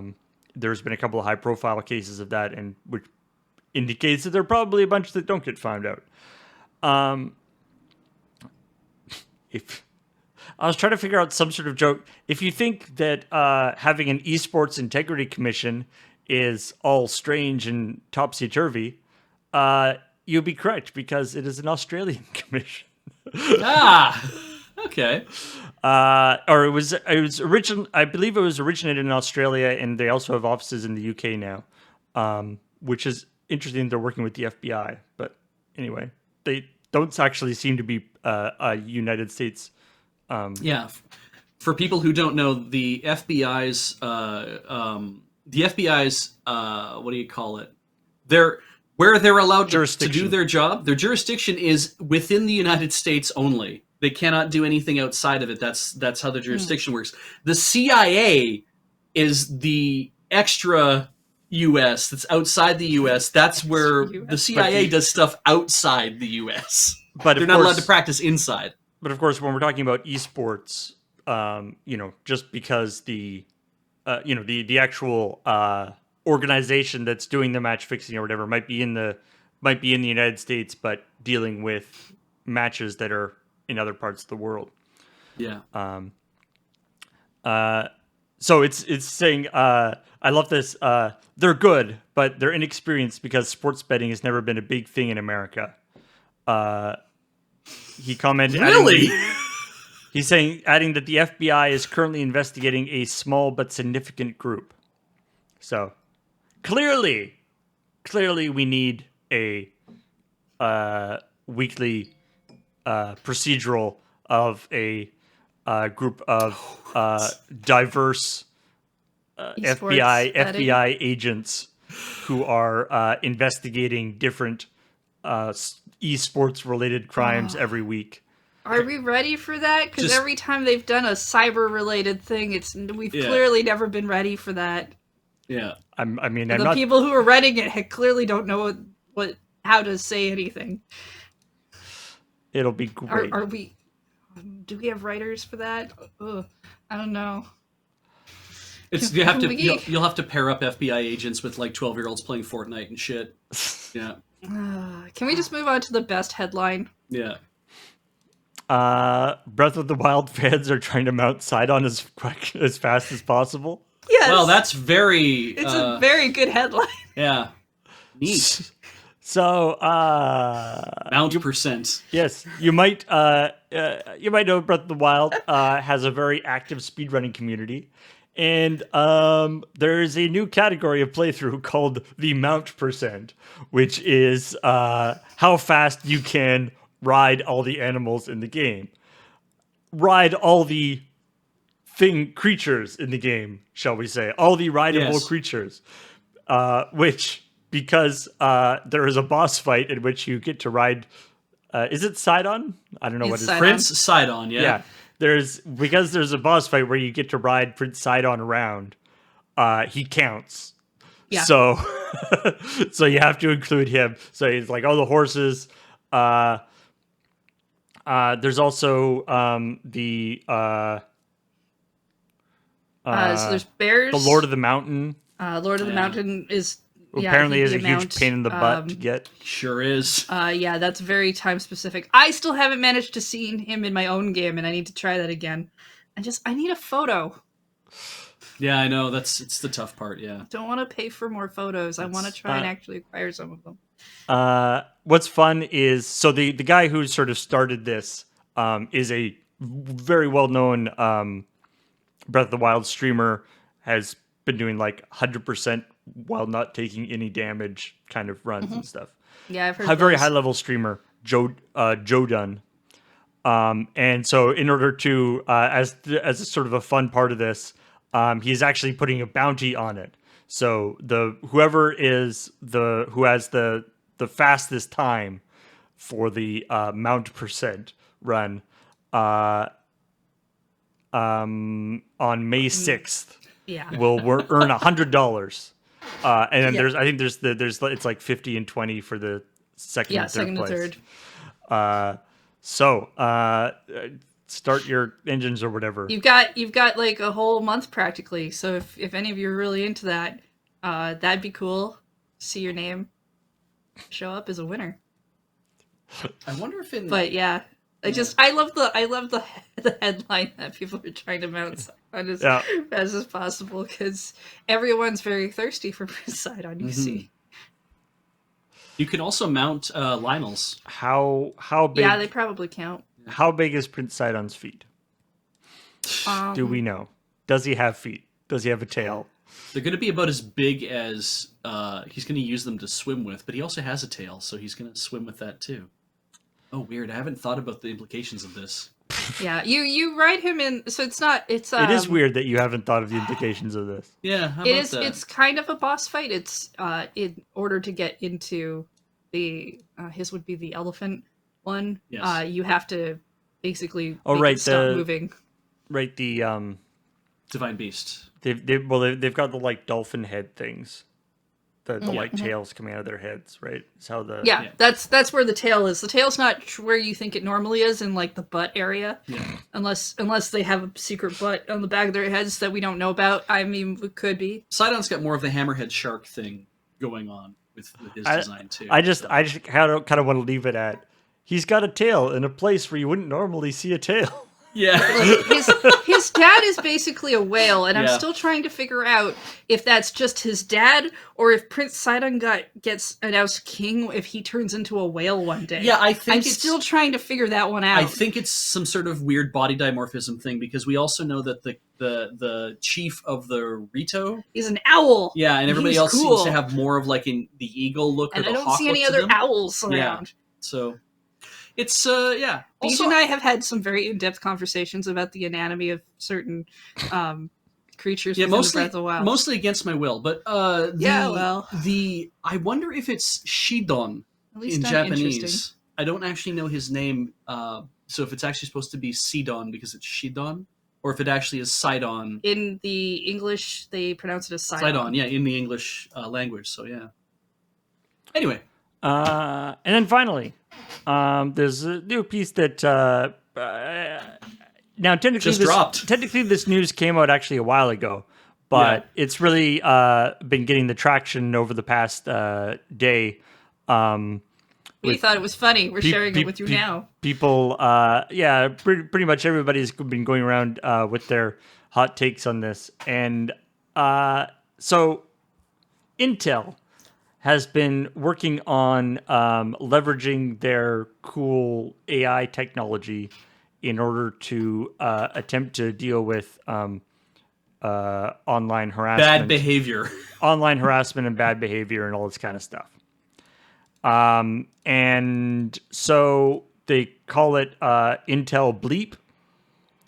And the thing that has everyone most amused is this screenshot from the presentation showing the configuration panel. Now, this is not actually, this is not even in beta or anything. This is a work in progress. But the idea that they have this configuration panel that's got, how much racism and xenophobia do you want? to block? Some? How much All? sexually explicit None? language? Would you like Yeah. to toggle the N-word on or off? Even in the back-end control panel, they can't actually write the N-word out. Which I'm kind of Yeah, actually no, glad good. for. Let's be fair, but it Yeah. is. Like, if you toggle that off, does it then show you the word? Like, I'm just Oh, I'm God, surprised. right. I'm surprised it's a separate category from some. it's like, For I'm okay racism. with racism, but just not the N-word? I don't know. Yeah. So, of course, when I first saw this, and to be honest, I think what some people are making fun of it think is that, like, when I first saw this, and maybe because just the way the configuration looks, I thought it was like a thing for like automated bleeping of yourself. Yes. Like, Let some of like, my misogyny through. and so it's like, so I don't have to like hit a beep button on my keyboard or whatever. You This have will to be handle that for, so- because it looks like the interface for like the NVIDIA RTX stuff, where it's like noise cancellation and that kind of stuff. Mm-hmm. And so, and that also uses AI and stuff. And so it was like, oh, no, that wouldn't work at all. why would that be a thing that you have setting? So obviously it is something that you install in your system, and then you don't have to hear this stuff. Although, Yeah. I You can tune into all your favorite streamers Yeah. and be like, I only want to hear some misogyny today, No, but no, I want to no, hear no. all of their racism. I already have a very good system of how this works. I stopped watching those people. yeah. It's like, it's weird In how fact, I this even blocked some of them on Twitter. I want people to be like in the chat being like, I'm hearing a lot of these like weird beeps on your audio. Do you know what that is? You might want to check that there's something weird going on there. People are like, I think you have your filter turned on. Can you imagine the Yeah. self-awareness you would have to have of yourself to be like, yes, I don't want any of my misogynistic moments to go through, so Like, this is. Let's start with oh goodness. this is a really cool, neat idea that Intel has come up with to be like, we want to do a thing to ensure that we can cut down on this kind of stuff, that people don't have to hear it, that it's It's audio based, right? know, So and- it's yeah. interesting that they can make a thing that somehow can tell when someone's being misogynistic, It's because sometimes that's just context. and but it's AI, right? So it's going to learn what is misogynistic, I guess. yeah, like, to me, this is interesting as like an academic exercise. Like, Yes. could this happen? But of course, the problem with anything like this is it can't really be effectively. I feel like it can't really be effectively deployed in the wild, because it's, if it actually becomes successful, then people are changing their behavior to circumvent it. Like, Yes. it's like interesting in an academic context, and also it's like, can the, like, even real people can have a hard time differentiating some of this stuff. The idea that it could be done by an AI in a way that isn't, like there's the other screen here is like LGBTQ hate, right? Yeah. If somebody is saying something hateful towards LGBTQ people, it might not be clear until the end of the sentence Yeah. that they've said. Yeah. So then how much do you build in terms of, I have to wait like 10 or 15 seconds, so we have to put everything on a hard delay. Unless they so this start can with the analyze insult. It might take a Yeah. while before they get to the insulting part. Yeah.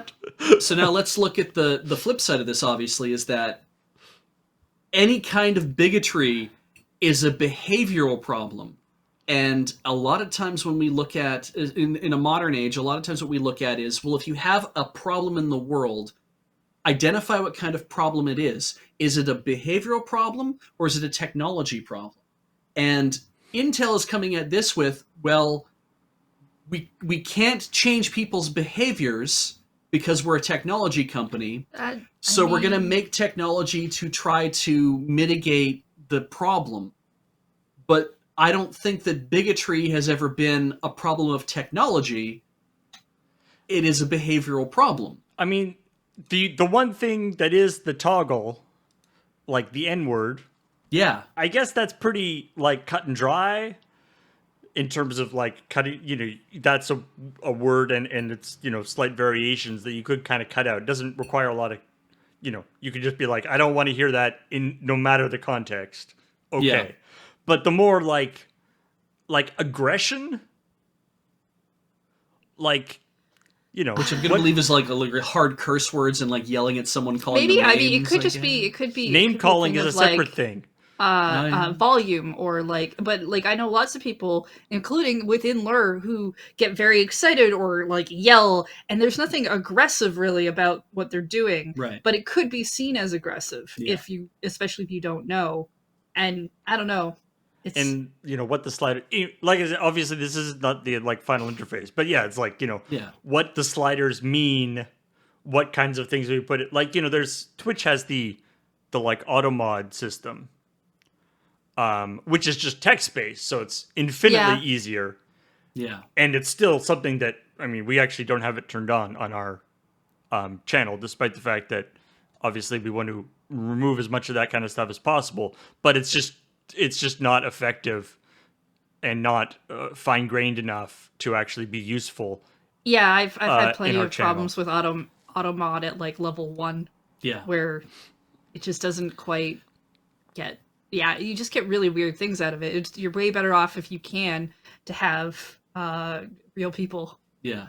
And it's funny because it's like as the article from The Verge says, is that Bleep has been in the works for a couple of years. Intel talked about it back in GDC 2019.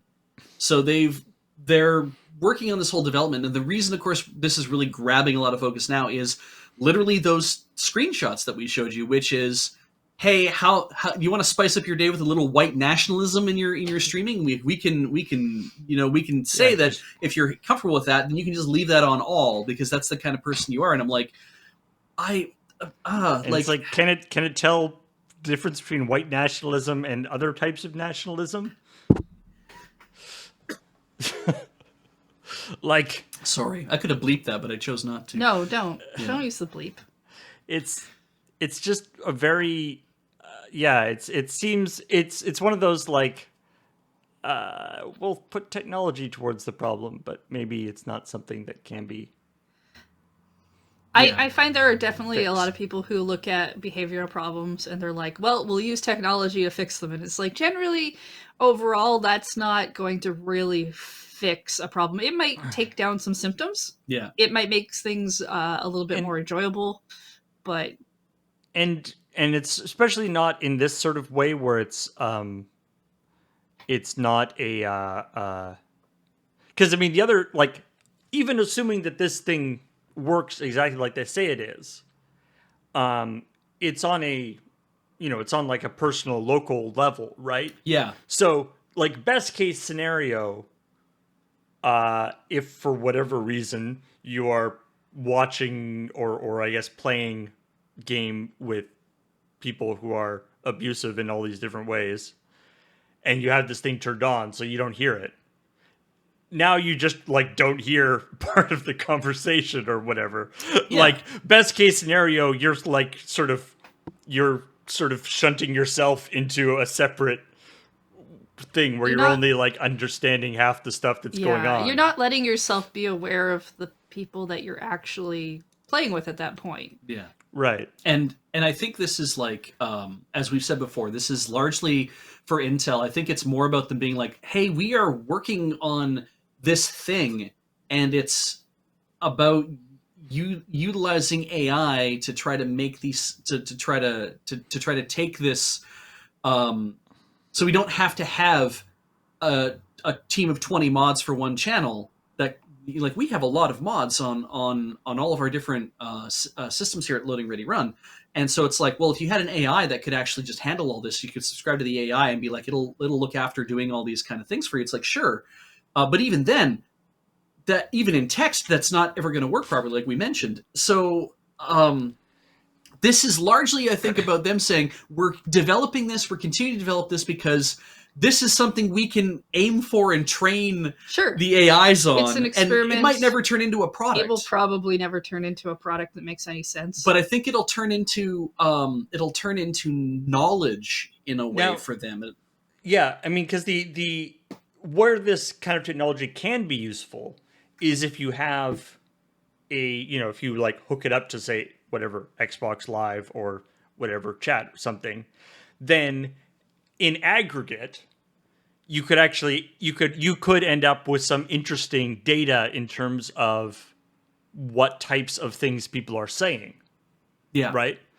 But to then take that and sort of reverse it is the problem, right? Like you can analyze stuff with it and get information that way, but then to sort of reverse it and try to actually affect the output stream with the AI thing is where it falls apart. But using the AI thing to analyze the output stream can and has already, like there's lots of very interesting stuff that people have worked out from that. And so we're talking about users in terms of like the end user is a person like me. I sit at home and I watch Twitch. What if we're not the users? What if the user is Twitch? What if the user is somebody who's like, we have all this audio flowing through our systems all the time. And what if we had this AI system that could actually identify when it's seeing a lot of aggression or seeing LGBTQ hate or seeing all those other kind of things? At that point, then I hope they're using it more towards working on their investigation partner system rather than just, now we've muted away the bad parts and we're not really solving a problem. As a tool to be like, we can shine lights on areas of our service where we can see where this stuff is going on, and that we can either work to either personally to be like, we see there's radicalization going on, or we see there's certain things going on in these pockets, and either we can push those bad elements out because we don't want them on the platform, or take efforts to kind of flood those channels with things to de-radicalize people, or like you could go in those kind of directions, right? And I mean, the thing actually that occurs to me is tying it into a story that we had a couple of weeks ago, where it was people learned about all the data that Twitch is tracking in terms of like advertiser safety, advertiser suitability of streamers, right? Yeah. Then you can start beginning. It's like, well, the reason why you aren't getting, the good ads is because we have you at, 35% racist or whatever, right? That kind of stuff could start. You could imagine that starting to happen, which is one of those things where it's like could be good, but also, when the system like that is opaque and AI controlled, it can be easily sort of go off in the, like for instance, LGBTQ streamers who might be talking about that topic a lot might ping the hate thing a lot because they happen to be using terms that are talking about how terrible hate is, and so they are using terms as examples. And be like, well, these people are using lots of hate terms. We have to, decrease their ad revenues. Yeah. Well, and then you have to determine what constitutes a hate term, right? Like, a lot of people try to say TERF is a hate term. Yeah. And so it's tricky. But I could to me that's the more interesting thing. And it's weird. It's weird that Intel has actually it's that's what I would have assumed that this was for. But Intel has been very explicit in saying that it's actually going to be detecting and redacting audio based on user preferences. They actually want it to be used as a real-time audio redaction thing, which just seems wrong-headed to me. Yeah. And if it's a thing that people are installing in their own houses, then it's like that's personal choice, and that's that you can have that or you cannot have that. That's going to lead to people being like, wow, I just noticed that this, I mean, if it's down to parents being like, I'm installing this on your computer if you're going to be watching streams and stuff like that, and we're going to set all this stuff to nothing. And there, now, that's what you get. Or if it's people, 40-year-olds like me, who are like, I'm putting this on so that if I don't have to hear anything terrible if it comes out of somebody's mouth, but then then I'm basically told that it's like, oh look, they've been quiet an awful lot, but I still see their mouths moving, and maybe I don't want to watch the streamer anymore. I still feel like this kind of technology is going to be the thing that we don't see at an end user level. We see it at a middleman level. Is there We'll a way see we what could, happens. Is there a way we could train it on things that are like aren't like explicitly swears and stuff? We just be like, it's not a swear and it's not like racist or whatever. I just don't want to hear people talking about this thing. You know? Yeah, I don't want to hear people saying the word moist. That's not true. I love the word moist, but I don't Yeah, want to. I know you're weird. You know, we'll take the word moist out for some reason. It's like I'm tired of hearing about whatever Final Fantasy. Just cut that out of all the streams that I listen to. Sorry, Yeah. just the people in the chat are saying things like quote, "Oh, your misogyny is like down 8% Yeah. this month. Good job. And Keep it it's up." Like, oh yeah, that's very. Oh yeah, it's like it's like your thing with like you know at every week like your phone gives you like the thing where it's like, you know, your usage has changed or whatever. Is like YouTube does that on videos when in the dashboard when you have a new video up. It'll say something that feels very passive aggressive when you see it because it's like, oh, your video's doing more better than normal, Yeah. or your video's doing as good as normal, and you're just kind of like, thanks. yeah. And you just can we just have it so that it bleeps out any mention of NFTs? That would be sweet. Anyway, That's the thing. I don't want these are not things where like if this was implemented and somehow magically worked incredibly well, like perfectly, and we did not have any of these issues that are very obvious to be, I wouldn't want the thing to be silent. Yeah. I would want it to make the most annoying, piercing sound possible, so that when it happens and it's still going for like over a minute, that maybe you're like, yeah, I don't think so. Yeah, because that's what that kind of having language to listen should to do. that, It is piercing and awful. I just remember watching, I think it was just like Much Music, the Canadian equivalent of MTV or whatever, and I think it was like Kid Rock or somebody was doing like a live show, was like in the studio, and so they did like he started to play the thing or like tunes up his guitar and starts to play the like intro to the song, and everyone's like, yeah, you know, everyone's super excited. And he goes like, hits the downbeat, and the audio cuts for like 30 seconds while he's singing, and then it continues song. I'm like, I don't know what song that was, but apparently it just started with a bunch of swears. Wow. good. Oh my god.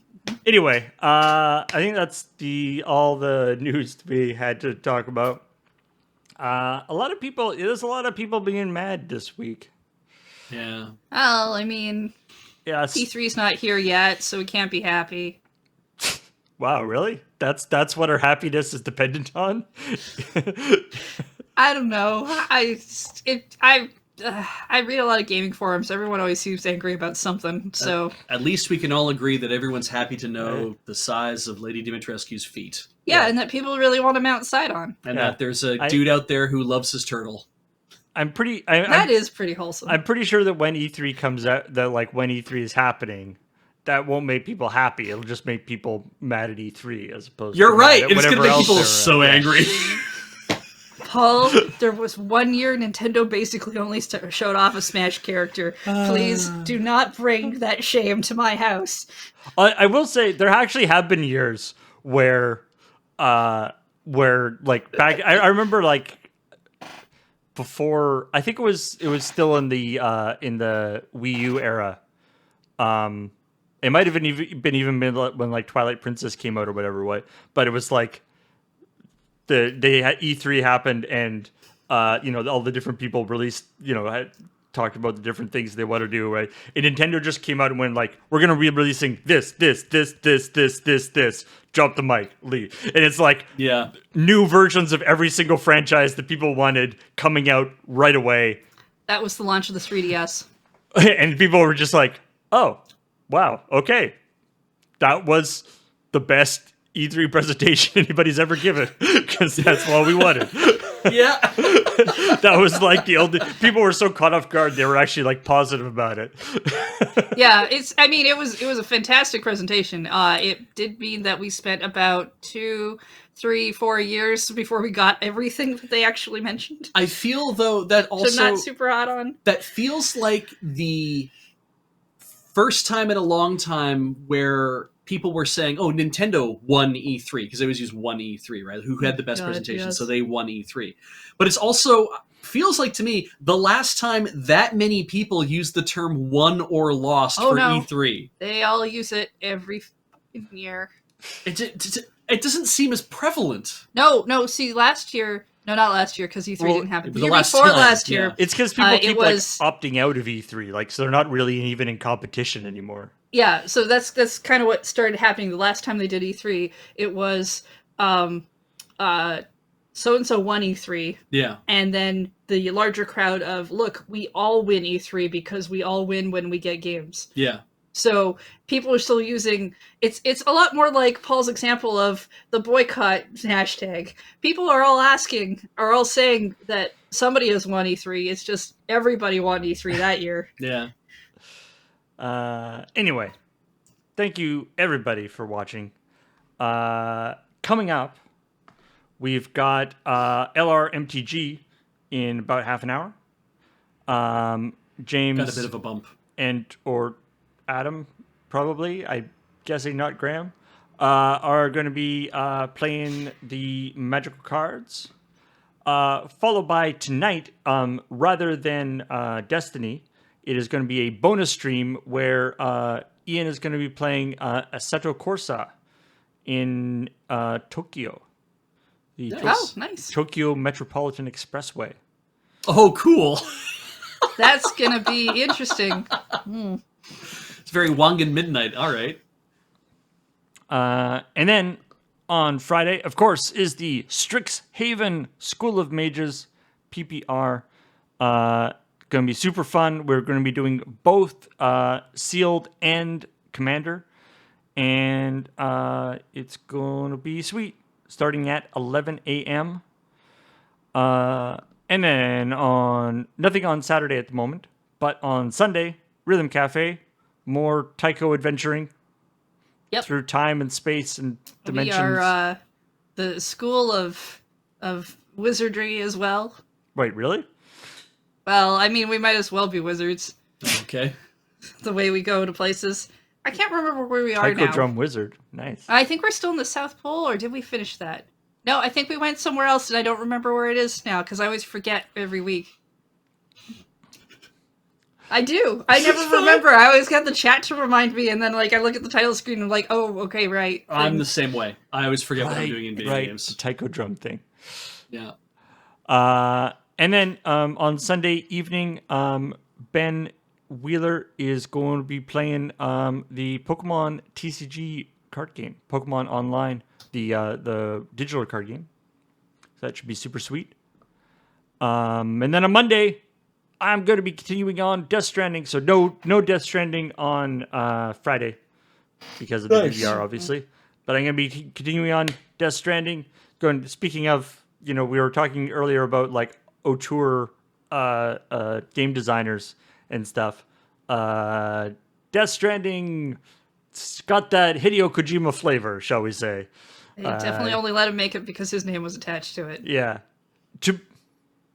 I feel like there's an argument that maybe it could have been a more successful game if it didn't have the Hideo Kojima stuff in it. Nah. It's sort of got all this stuff. There's a certain point, a certain amount of stuff that you do in the game, and then it's okay, now we're gonna go into a Kojima part, and you're like, oh, okay, I'm just gonna be now teleported into World War I trenches where I'm fighting Mads Mikkelsen for no reason. Cool. Okay, and also ghosts. Wow. But I've been greatly enjoying it. So come check that out on Monday at 10 a.m.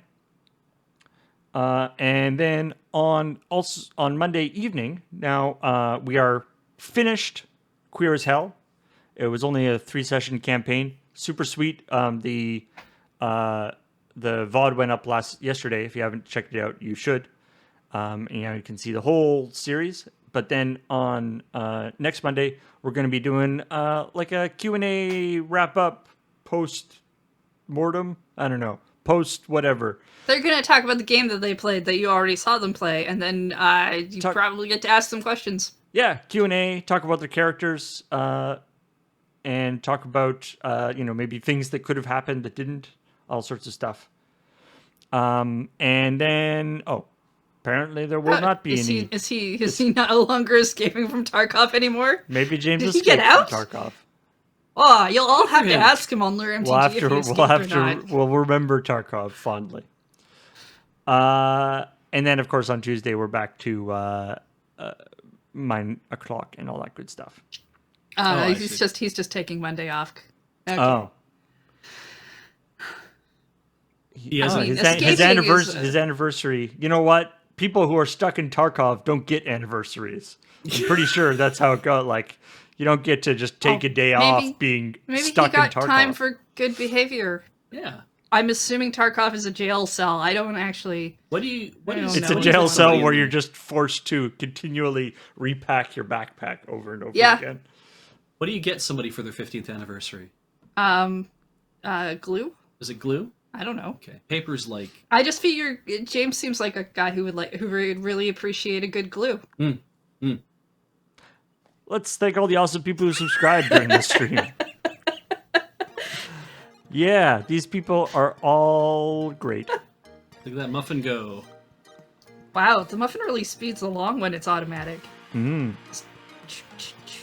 Speaking of, we're talking about the auto mod thing doesn't work on our channel, but we were able to do it okay because of awesome people like the Green Monster 450 and all the rest of our amazing mods. Hello, Michael BFM. Subscriber. Glad to see that. That's cool. That's very cool. Oh, do we do devil? Go. The polio, 36 months. That's 3 years? That's 3 years. Ah, math. Yeah. Oh, another mod. Yay. Mods.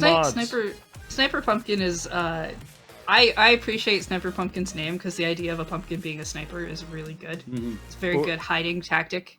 Or a sniper of pumpkins. And Gatfiller gave us 500 bits so that this wouldn't be an empty screen. That's fair. It could be a sniper of pumpkins. It doesn't ever come up and say thank you for 0 bits, nobody, right? Like, it doesn't do that, I hope. I've never There was a little passive aggressive. That happened one time before I fixed, not with the scroll, but with the with subs? with the like slideshow thing. That happened one time. I was like, whoops, I should probably not have that. It's like, thank you for 0 subs. Don't know why, but well, whatever. Thank you for 0 bits. Hope you're happy. I mean, all right. Thanks everybody for watching LRMTG in a little under half an hour. But in the meantime, talk to all y'all later. bye.